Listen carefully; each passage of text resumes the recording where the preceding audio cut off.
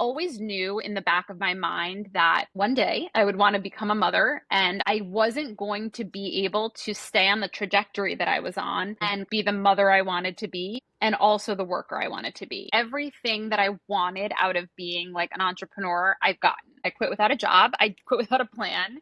And I Mm-hmm. took 3 months off to just, I always say, become a human again because I felt like I was Yeah. not. Number one, just remind yourself that any kind of struggle or question you have as you're starting your new business or your new venture, somebody before you has had it. Hi, I'm Ayana. I spent my career doing exactly what many of you say you want to do, taking ideas from concept to execution inside Fortune 500 companies. Now I help corporate women translate that same skill set into professional independence without pretending you're a 22-year-old startup founder. This is going to be so good. We're back for another Promoted to Founder episode where we're doing these exit interviews. We've got Ciara Siegel, who's a brand and marketing strategist and the founder of CJC. But before, she's had a very long history, a long life. So let's start there, Ciara. Tell us about who you were before you had the title founder. Yeah, sure. So I like to tell people that I was a communications major in college because what a broad industry, Mm-hmm. communications, that's like everything, right? And I kind of picked it on purpose. I didn't know what I wanted to do when I grew up. And so honestly, what I did was I did a different internship in the various parts of the very large field of Mm-hmm. communications each summer until I graduated college. So I interned for like Hillary Clinton's press office back when she was senator of New York. I interned Amazing. at ABC. I interned in DC at like a public policy communications firm, right? I kind of ran the gamut until finally, I think it was the summer before my senior year, I interned at Deutsch, which is an advertising agency. And when I was there that summer, I was just like, okay, I think this is it. I think I found my people. I think I found my passion. I loved the power of brands. And I got to work on Tylenol, which is like a household name. And I was just in awe of how the whole thing Yes. worked. And so when I graduated college, I kept in touch with my first boss that I ever had in my internship. She Mhm. had gone to a different agency, DDB, which is like one of the oldest names in advertising. Like these are Yes. the like legends of the advertising industry. And yeah, she was there and there was a role there for me when she graduated, luckily. Mhm. I like distinctly remember being in the shower and I got a call from her and I literally got out of the shower and thinking, you're young and you want a job out of Yes, college. And I right. just like answered and she was like, okay, my assistant just quit. Like, can you come and meet the Now, right. team? And I was like, yup, let me try it off. So yeah, so that was my first job. I was an assistant account executive. I worked on Clean and Clear and Rock, two Johnson and Johnson skincare brands, Mm-hmm. and kind of worked my way up. So I was there for 2 years. And then I left to go work at Saatchi and Saatchi, where I spent the rest of my career, like 9+ years, working my way up there. I started on Pampers. I worked on a ton of different Procter and Gamble business, ton of different brands across different industries. My longest tenure was on Pampers. I think I worked on that for like 7 years. Wow. But yeah, that was kind of my life leading up to this point. Yes. Okay. So when you're in advertising, you got in this call, you kind of got chosen. I feel like you have like this Devil's Wears Prada kind of story. You're like, I'm in, I got it. Like I'm on these big names. And in New York City, it's a huge deal, right? To be able to actually work behind the brands that we see plastered everywhere in a place like the city. What was your life like once you got the job? Can you describe like what your days were like? What were you doing? Maybe like even your routine, like what are some of the memories that come to mind when you think about what your life was really like? Yeah. So I was in account management. So the role in account management is kind of you are the liaison between the actual client and the rest of the creative agency. So I Mm, got to have this mix of working directly with clients at these major companies, think like Johnson and Johnson and Procter and Gamble and like these major institutions, and I also got to face the inside of my agency, which was a lot of really creative people, copywriters and art directors and producers. And mm, it was fun. I mean, I loved it. I was surrounded by brilliant minds on all sides, right? I got to interface with really smart clients. I sometimes joke that I like almost got paid myself to get an MBA because yeah. I was working with clients who got MBAs from like the best business schools in the country. And I was learning marketing directly from them, which was Right. really really cool. And then inside of my agency, I was working with incredibly talented, brilliant, strategic, creative minds. And so that's really why I loved my job. And I kind of got to know the whole kind of like 360 view of what it takes to bring these brands to life. Mhm. I quickly just became a jack of all trades in that sense. And so, yeah, my day to day was everything from doing competitive analysis Mhm. to producing actual commercials and flying to Cape Town, South Africa to produce them, to taking very unglamorous trips in tiny planes to Cincinnati, doing client meetings. I worked for a while on new business within my own agency, so preparing pitches and things like that. So it really ran the gamut. But there were just such great, smart, creative people. And it was also really hard work. I worked a lot of hours and I worked really hard and, had a lot of fun along the way. Mhm. But I always knew in the back of my mind that one day I would want to become a mother. And I just Mhm. felt like I wasn't going to be able to stay on the trajectory that I was on and kind of be the mother I wanted to be and also the worker I wanted to be. So Yes. while I had a lot of fun and I did a ton of things, that was always kind of like playing in the back of my mind. Kind of like the trade-off. In the short time I've gotten a chance to get to know you, you take things very seriously. Like you're one of those people that when you do something, you know it's going to be done well. Like when Ciara's in the room, the T's are going to be crossed and the I's are going to be dotted, right? So imagine now you're going into motherhood. I would imagine you wanted to have that same energy into being a Yeah, mom. absolutely. I could not really look around me and see a lot of great role models for people who were doing it well on both ends. Mhm. There were Mhm. so few of them, actually, Right. even working moms in at least my team, my group. So, yeah. Well, just as a quick aside, do you think that's changed now in the industry? Like, I know marketing and advertising has notoriously been known as cutthroat and it's a lot of work. Like you said, you have to travel, you got to be present. Do you think two things have changed where there's more moms who are staying in the industry? I don't think it's changed a ton. I do think different companies have different cultures and even different teams have different cultures, but Hmm. it's hard to see how to make it work without having the example in front of Yeah. you, I think, or the culture to support it.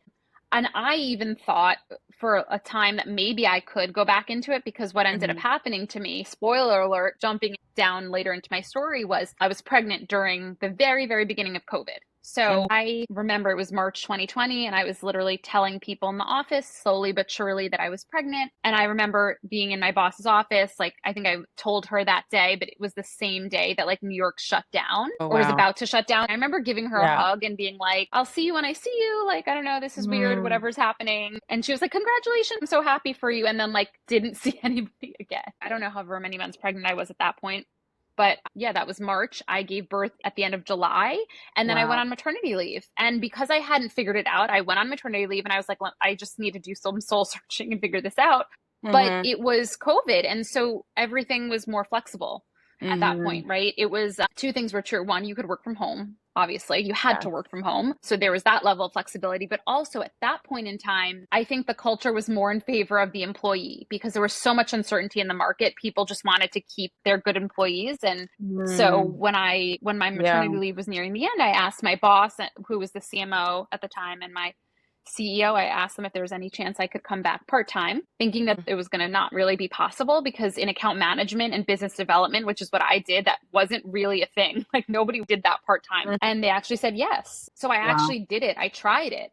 In the first few months, I thought it worked pretty well. And then after a few months, it just didn't. It was still kind of the same thing that I was used to. And I felt like I was missing things. I was 9 months in and we're already thinking ahead of like, okay, I'm going to miss the first step. I'm going to miss, these things. And Oh, I wow. didn't really want that. Okay, so let's talk about that some more, right? It sounded like you were thinking ahead of things that you didn't want to miss out on, and you tried to engage the models that were there. So, was there a moment, or what was the moment when you knew that you needed to break out on your own and start to investigate what it meant to be professionally independent? Yeah. So, well, what ended up happening was I was in business development. I pitched and won a very high profile client. They wanted me to work on it. I said yes, but I was still just wanted to work part time. So I Hmm. did that, but part time just wasn't feasible. It was like, if you remember the great resignation where everybody was kind of quitting, you couldn't hire Yeah. people fast enough. So we couldn't build up a team fast enough. There was just a ton of Really? work. The balance like could not be there. And so I Wow. kind of decided, you know what? I'm going to see this through, this launch through. And then after the launch, I'm going to quit. And so that's what I did. I quit without a job. I quit without a plan. And I Mm-hmm. took 3 months off to just, I always say, like, become a human again, because I felt like I was Yeah. not. I was working like 7 days Recenter. a week, but I was really supposed to be three. So I took some time off. And then in January of the top of that year, which was, I guess, of 2022, kind of just started to happen a bit fortuitously. I had one friend who was thinking of starting this business, this kind of cool website service. And then I had another friend who had an existing business, successful business. She was a tutor, and she had a tutoring company. So it started as just like she was a tutor. And then a couple years in, all of a sudden she has all these employees and she has a brand. And so what ended up happening was I had one of my friends who was starting kind of more of the website service. She kept asking me for help and ideas because I wasn't working, and I was like having fun kind of helping her. Hmm. And kind of suddenly I thought of an idea of like, why don't I put a spin on something that I used to do back in my agency days, or a way that I used to help clients, put my spin on it in a way that I think could help small businesses, and just test it Yeah. out. So Right. that's what I did. So I tested it out for her, and she kind of got good results, and it was helpful. And then I did it for my client who had an existing business, just to see if it would help an existing business. And same thing, she got a lot out of it. And I was like, okay, well, am I on to something here? So Right. that is what kind of gave me the courage to go ahead and, like, start an LLC and make it a thing and kind of go for it. So by September of that year, my LLC was formed. I was doing it. Okay, that's incredible to hear, because I think people often wonder, what are the steps, right? And again, the patterns that I'm seeing in these conversations with women is that the pattern is taking a step, just taking a chance, being like, let me just try this thing. I don't know what will happen. And really not even having that many expectations of it.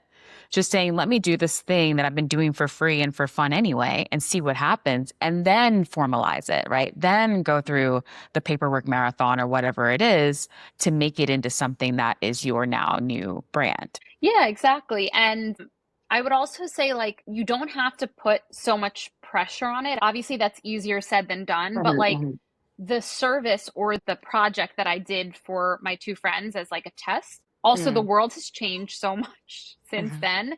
But like, I don't even offer it anymore, but that's okay. It was enough to show Mhm. me that I could do something that would be very useful for small businesses. I could apply the same strategic thinking that I had used for these big brands on small businesses, and it could work. And so just, like you said, taking a step, taking a chance, trying it out Mhm. gave me that courage. And then you can continue to test and learn once you're in it, right? It doesn't mean that has to Absolutely. be set in stone forever. Mhm. Right, exactly, exactly. And that's kind of the point, right? That's the point of being a founder. You find that you're iterating always, you're learning always, you're applying always. And the beauty of it is you get to see that immediate result as well, right? Whereas in our corporate Exactly. spaces, you might experiment, you might try things, you can improve every day, but your bank account and your lifestyle is not changing or improving every day as a Yep. result. When you think back on those days of like, okay, I'm doing this thing, I'm getting it formalized, I'm getting the LLC, I'm going to get clients. What were some of the steps that you took in that transition, if you will, that you might have done differently now in retrospect? Yeah, I love this question. And I just love this conversation because I Yay. told you the second we met, I was like, oh my God, I wish that I had a resource like you, like what you're building, when I was Thank sitting you. in my corporate job, because I had no idea. I had no idea how to do these things. So it's a great question. I would say a couple things. Number one, just like remind yourself that like any kind of struggle or question you have as you're starting your new business or your new venture, somebody before you has had it. Yes. Okay. Like you're It's not the like first you are one. not that much of a unicorn. There are millions of like new businesses popping up like every month, every day. Like Hmm. technology is making it easier than ever to start a new business, right? Hmm. And so remember that, and then figure out how to go figure it out. So one of the things that I learned maybe in the first year and a half is that there are actually other communities of entrepreneurs Hmm. where you can go and like use the power of collective wisdom. Yes. So that felt really aligned for me because I'm not big on social media personally. And it Mhm. sounds weird coming from a marketing strategist, but I find more power in having more intimate, intentional networking conversations. And so when I found these communities of other like female entrepreneurs, it felt really aligned to me. And I went there not necessarily with the intention of getting clients, that would have been a great bonus, but also wanting to have other founders to be around and to Hmm. get that collective wisdom and things like that. But I also, it ended up being a great Mm-hmm. marketing channel for me because Yes. suddenly I'm in community with a ton of other people who are actually also my ideal client. Yes, exactly. So that's my answer. Like, I would have done it sooner. I would have done it day one. I would have Mm. joined these communities and just figured out other ways to be amongst founders and people who are a couple steps ahead of you. Okay, that's a great point. So, what did you do instead of join community? Were you kind of Googling on your own? Like, what were some of those moments that you're looking back on and Well, you're like, oh man, I should have just went to this community. I would have shortcutted something. I think a couple things. So for me personally, I had a baby, or I had a toddler at that point, and Mhm. I was pregnant with my second. So I had a little bit of a unique situation where I kind of told myself, like, I'm going to go at this almost part-time the way that I was in my Mm-hmm. agency job. And I think it was more of a mindset thing for myself to just say, if you consider this part-time, then like it's okay, however it works out. So there's things that you Hmm. need to tell yourself, whether or not it's going to really be true, Yeah. to help yourself just kind of get through and keep going, right? So that's kind of Yes. what I told myself is like, it's going to be part-time. I have a lot on my plate and I'm pregnant with my second. And actually, I signed my first paying client because I didn't charge my friends in the beginning. I signed my first paying client 3 days before I ended up giving birth to my second daughter. And they knew that I was pregnant when we met because I actually came in person and we met. And I said it could happen, but I gave birth 3 weeks early, so it was a bit Wow. early. Hmm. And so my situation, I think, is a little bit unique in that regard. So what did I do in the meantime? Honestly, I think a lot of trial and error. This was like even before like, ChatGPT, Yeah. Claude, what weren't a thing. Right. So definitely a lot of Googling. I did try to just speak to some other business owners that I did know. Hmm. And yeah, just try to figure it out and take it slow. And then just tell people what you're doing. That's other Yeah. advice that I Oh my give gosh. people. Like, talk about it. Talk Yeah. about it in conversation because that's when Right. doors open and connections open. And so I tried to do that as much as I can. It pushed me a little out of my comfort zone to do it because Yeah. it's not really my personality to like put myself out there in that way. But Mhm. those are the like doors that end up opening for you when you do kind of push yourself. So that's what I did until I found those communities that really opened a ton of doors for me. Yeah. And that's incredible advice because I think part of it too is learning how to be a beginner again. It's like Mhm. we've got all this expertise we're used to achieving, right? But at that point in our careers. And so now this entrepreneurship thing is being a beginner again. And it's almost like we forget that we've done this before, like going to Yeah. college, being the intern, right? You ask questions, you find out who's the person that knows everything, and you're like their best friend, right? Like we're going back to some of those same things that we've done in the past, and we kind of have forgotten how to do that. Get out the door, tell people what you want to, who you want to be when you grow up. Right? Being able to communicate what you want. So it's great to hear you say that because I think people do need to hear we're going back to some of those things that you already know how to do. You already excelled at doing that at some point. Yep. Absolutely. So now fast forward to being founder and you're established yourself as a marketing strategist. How would you describe your life now as a founder? It's funny. I will just say you ebb and flow in business, but I think everything that I wanted out of being like an entrepreneur, I've gotten, right? So lifestyle wise, I have the flexibility that I wanted. I get to Mm, choose like the offers and the programs that I put out there. mm, I get to choose my ideal client and all mm. of that is all of the flexibility I ever wanted and more. So that's been amazing. And also, I would say there's kind of seasons in entrepreneurship, right? I feel like I'm Yeah. in a kind of internal growth season, meaning I'm building a lot of things inside my business, which Hmm. is taking up a lot of my energy. So, one of the things about being in corporate is you can have a lot of stress and you can have a lot of whatever, but at the end of the day, it's not your business. Mm. So, you don't carry that additional burden on your shoulders. And so I don't know, sometimes it's fun. I love that I get to control and grow and do all the Yeah. things. But then when I'm actually in it and building it, there's a lot of extra kind of work that goes with it. Yeah. But I never resent it for a second. I can be excited and I can be kind of optimistic about what's going to come on the other end when it's all finished. Yes. Yes, that makes sense. Like kind of the control of the outcome at the end of the day. Like Hmm. I can decide how hard I'm going to drive, and I also can just be the one that reaps the reward on the other end. And we don't get Yeah. to really experience that in the same way in corporate. What are some of your least favorite and most favorite parts about being a founder? Most favorite is kind of what I said. First of all, I love what I do. I Mhm. feel like I had that career so Mhm. that I could have this one. Yeah. And I Nice. love Mhm. taking the strategies and the frameworks that like those billion-dollar brands of my past rely on Mhm. and bringing that same level of strategic thinking to Mhm. small businesses. So I genuinely love what I do. And I love all of the flexibility and the lifestyle that I've built for myself, that I can be there for all my daughter's things and plan my schedule and my clients. And Mhm. actually, the deliverables are my choice. So, all of that I love. Least favorite, I would say I miss some of the water cooler culture, the like being amongst other people, like in a space and having that corporate culture in that sense. Yeah. However, I do feel like I've made a lot of great entrepreneur friends, like through Mm. these communities, through connections. And so I found ways to replace that for sure. But that is definitely something I miss. And I'm just being constantly around like other really smart minds who are pushing you. So I would say in entrepreneurship, it Mhm. still can exist. You just have to really build it for yourself. Yeah, that's a really good point. Like community has definitely been a common thread too. Like, even for me, I've been pushing myself to get out the door and meet more people and just kind of closing that trust gap. Like we kind of take that for Mm-hmm. granted that in corporate, you don't know these people from Adam, but they become your closest friends or like your closest Yep. people because you're with them every single day. Yep. And trying to create that in the real world really takes initiative and takes the time Yeah. to be like, hey, let's meet in person or like, let's, just do something random to get to know each other. Thank you for sharing that component of it. What are some of the biggest lessons you say you've learned in this transition? Those could be personally, maybe you became a killer at sales, or now you've actually learned more about finance and you were in finance before, like anything that's really transformative about being a founder. Lessons I've learned kind of going hand in hand with what we were talking about before of like having to put yourself out there. I Mm-hmm. think one of the things that I feel like I had to learn, not the hard way, there wasn't any like negative that came from it. There was just a lot of positive when I stepped into this, which is don't downsell yourself, like your expertise or what you bring to the Mm, table. Or for me, what I like to tell people is like focus on what makes you different, right? My whole like philosophy, my brand values, like be different, not better.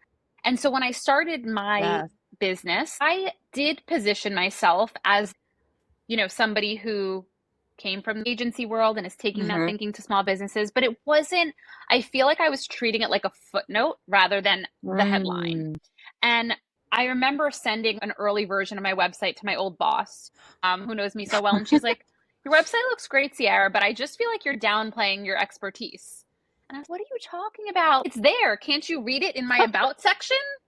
If you Reading, have yeah. to wait to your about section to get to your core positioning and what makes you different, Yeah. you've lost them. And this is like Hmm. advice I would give people, but it's sometimes hard to give it to yourself and to see it to Oh, for yourself. sure. It's kind of, I wouldn't say it's a lesson I learned the hard way, but it's once I did it and I flipped the switch, it paid off dividends, is what I would say. Wow. So Okay. figuring out how to position yourself in a way that focuses on what makes you different, what makes you unique, because there are a million other brand strategists out there, right? But I am the one that brings this specific skill set, and this is specifically who I am. And so Hmm. honing in on my positioning, what makes me different, and treating it as a headline rather than a footnote in all of my messaging, I think made a Yeah. massive difference for me. Okay. That's really great advice to hear. And I think lots of people experience that in the transition out of imposter syndrome, which I've Mm-hmm. also recently learned having imposter syndrome is a good thing. It means that you're not a narcissist and you're not, Mm-hmm. a psychopath, but it's a transition, right? It's a temporary state. So thank you for breaking down. And I would imagine, like, from a brand perspective,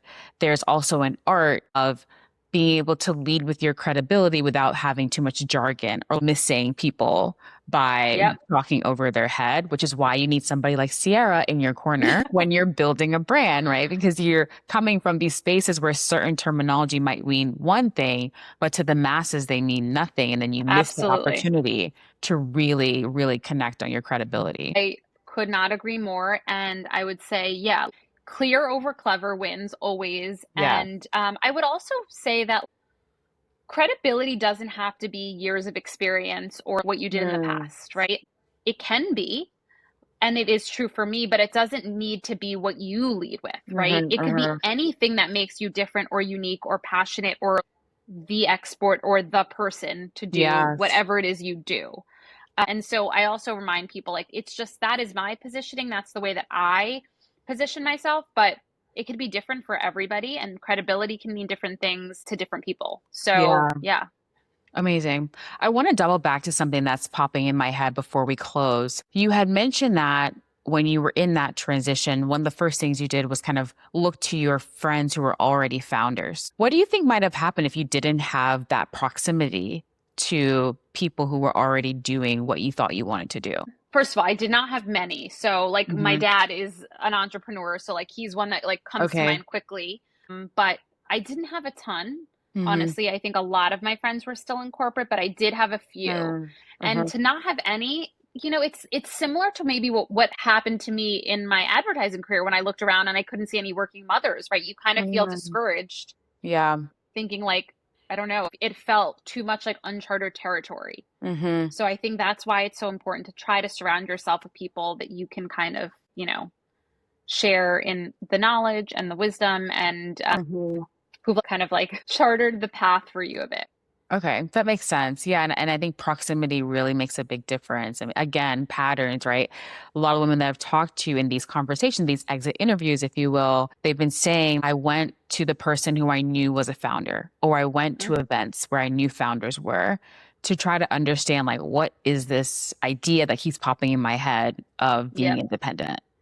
Yep. So now, what's one piece of advice, maybe even an affirmation, if you will, that you would give to someone who feels like they're on the threshold? They are you, they're your former self, being like, I know I want to be able to be great at my work and great at home. I need to make a change and I do want to try something that puts me in control. If they're sitting in that seat, what's something you might tell them? I would say, like, if you feel like you are truly great at what you do, if you're a Hmm. service provider, if you're a product founder, like, if you feel like you are on the cusp or you have something great out there, you actually owe it to the people who could benefit from that product or service to put it out there. So, yeah, just have them think about it differently. Think about it in that way. Like, you owe it to them to kind of put your stuff out there. Yes, I love that. I always say marketing is not manipulation, it's matchmaking. Mm-hmm. And if someone is out there and they're needing something, it's your duty to match with them and say, hey, I can help you. You're looking for a match. I'm your match. Right. Yeah. And I heard someone else describe sales as if you see somebody drowning and they're asking for help and asking for help, how long are you going to wait before you offer your help to them? Right. Yeah. Like that's what sales and marketing is like being able to say, I have the thing that you are saying that you need. Let me help you. Yeah, Uh, absolutely. Awesome. Well, thank you, Sarah. This has been great. It's always a good time chatting with you and loving to get I into your loved it. story. Yeah, no, this was an amazing conversation. I appreciate it so much. And like I said, like I wish I had this as a resource for when I was going to make the leap because I really didn't. I had no clue what it would be like. And so Mhm. I think this is going to be such a great series for people to listen to and hopefully get inspired. Yes, thank you so much for participating. Another woman who's been promoted to founder and her exit interview. Amazing.